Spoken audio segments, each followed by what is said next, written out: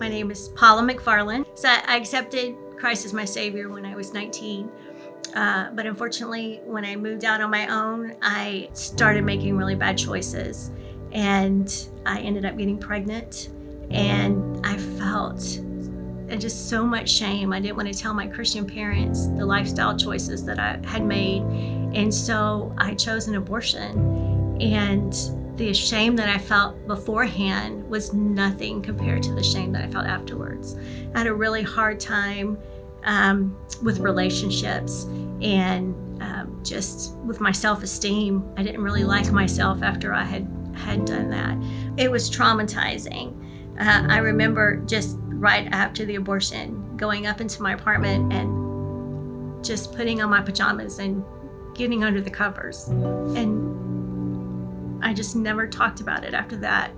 I stuffed all those emotions down. And then many years later, I had renewed my relationship with God, and I was doing good. And I got married to Hugh, and then we had our first child. I just didn't feel forgiven. I asked God all the time to forgive me, and I never felt forgiven.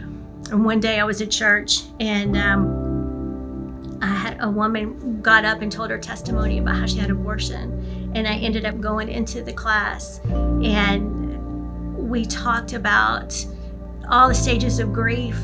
And as we did that, I realized that I had just stuffed all of these emotions, and I was finally able to accept God's forgiveness.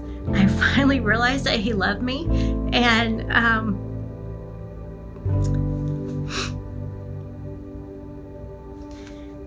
I was healed from depression and anxiety. Well, now my heart is for other women who've gone through this, and I just want them to feel that same forgiveness that I felt. I want them to go through the grief process and be healed. Call someone who's had an abortion.